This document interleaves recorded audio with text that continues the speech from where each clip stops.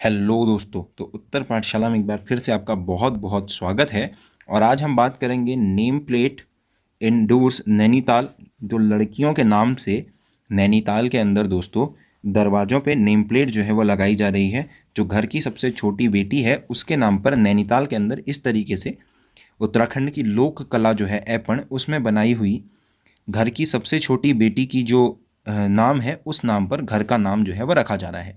जैसे कि normally name plate बनाई जाती है उसी तरीके से नेम प्लेट जो है वह नैनीताल में लगाई जा रही है। तो आप हैं मेरे साथ जुड़ चुके हैं उत्तर पाठशाला के साथ। तो जो भी चैनल पे नए हैं वो चैनल को सब्सक्राइब करेंगे और आपको ज़्यादा से ज़्यादा वीडियो को शेयर करना है। वीडियो के लास्ट में आपसे क्वेश्चन भी पूछा गया है जिसका आंसर आपको कमेंट सेक्शन में देना है। आज का हमारा विषय रहेगा नैनीताल के अंदर से लगी हुई नेम प्लेट के ऊपर डिस्कशन करेंगे।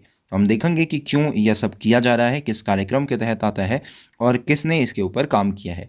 तो चलिए गाइस डिस्कस शुरू करते हैं गर्ल्स नेम प्लेट इंडोर्स इन नैनीताल के ऊपर। तो नैनीताल को जो है अब बेटियों के नाम से जाना जाएगा। तो देश भर के अंदर आपको पता है बेटी बचाओ बेटी पढ़ाओ यानी कि जो बदलाव का कार्यक्रम है वह चलाया जा रहा है। और इसी को उत्तराखंड के अंदर मेरी बेटी मेरा अभिमान यानी कि कुमाऊनी भाषा और अपना जो यहाँ उत्तराखंड के अंदर कुमाऊनी गढ़वाली जो भाषाएं चलती हैं उन लोक भाषाओं में घरे की पहचान चेलिक नाम इस नाम से ये कार्यक्रम जो है शुरू किया गया। शनिवार को नैनीताल नगर पालिका से इसकी शुरुआत की गई है। सो नैनीताल में अब बेटियों के नाम से जो है घरों को जाना जाएगा। तो जो नेम प्लेट होगी वह घर की बेटी के नाम पर होगी और इसके लिए जो कार्यक्रम है वह है घरे की पहचान चेलिक नाम।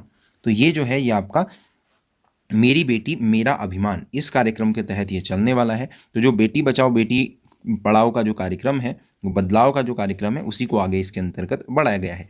आगे बात करें तो मुख्यमंत्री जी की तरफ से लोक कला ऐपण, तो आपने अभी जो देखा ऐपण के ऊपर उसके भी संरक्षण का काम हो रहा है और उसके अलावा बेटियों के नाम की भी नेम प्लेट बनाई जा रही है। और इस योजना के तहत क्या किया जाएगा, जो परिवार की सबसे छोटी बेटी होगी उसी के नाम पर घर की नेम प्लेट बनाई जाएगी।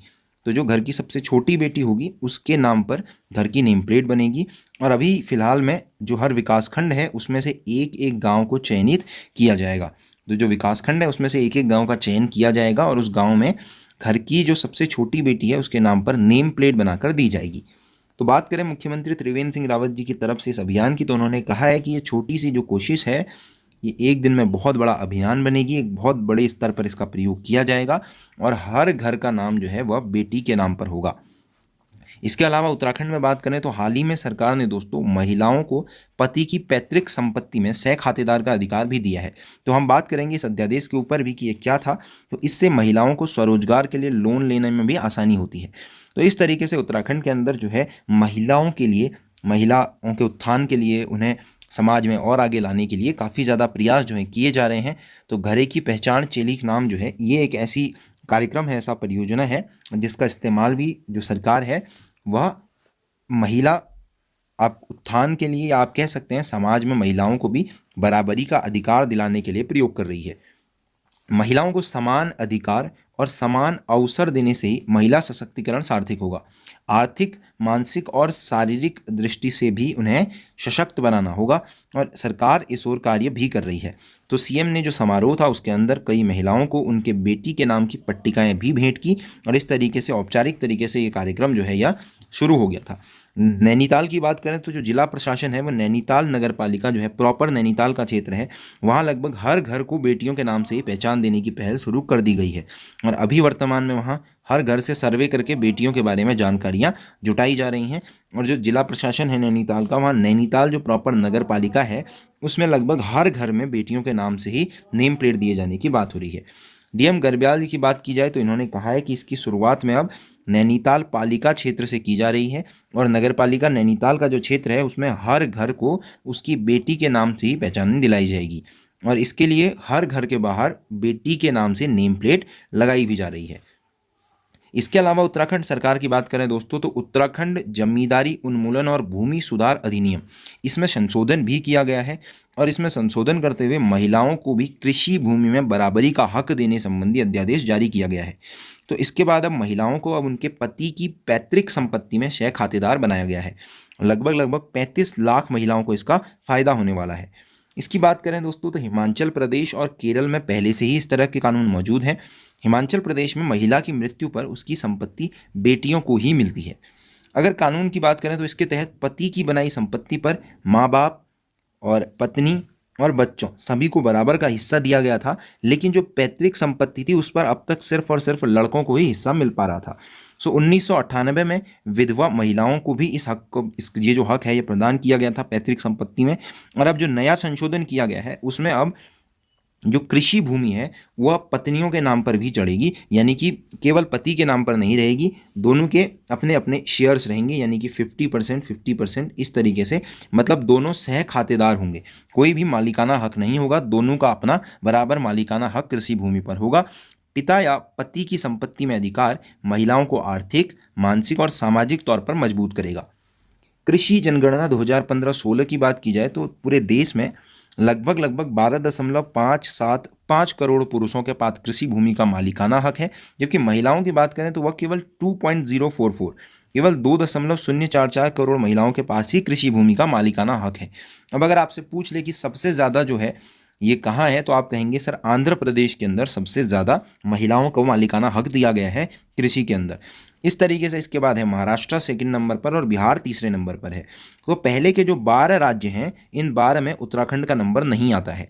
आंध्र प्रदेश, महाराष्ट्र, बिहार, उत्तर प्रदेश, कर्नाटक, केरल, तमिलनाडु, तेलंगाना, मध्य प्रदेश, गुजरात, राजस्थान और छत्तीसगढ़, ये 12 राज्य ऐसे हैं जिसमें महिलाओं को कृषि में अधिकार दिए गए हैं। और इन 12 राज्यों को मिला करके कुल 92% जो कृषि महिलाओं के पास है उसमें से इन्हीं 12 राज्यों के पास 92% है, यानी कि 100 में से 92 महिलाओं के पास इन्हीं राज्यों में है कृषि, और बाकी जो 8 बचे वो अन्य राज्यों में होंगी महिलाएं। तो इस तरीके से दोस्तों उत्तराखंड का नंबर इन राज्यों में नहीं आता है।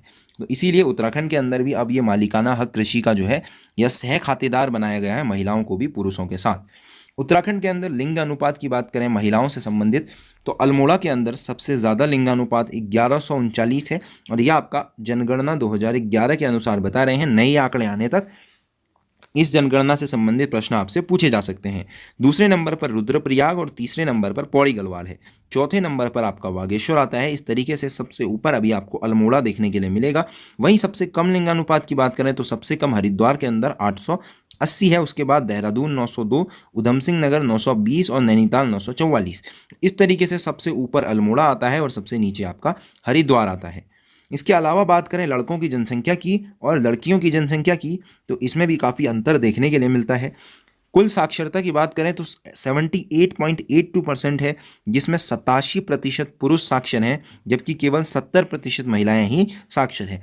बशर्ते कि पूरे भारत के दृष्टिकोण से देखा जाए तो यह इतना खराब नहीं है, मगर उत्तराखंड के हिसाब से 70.01% महिलाएं ही साक्षर हैं। बाकी कुल साक्षर पुरुष और महिलाओं की संख्या आप देख सकते हैं।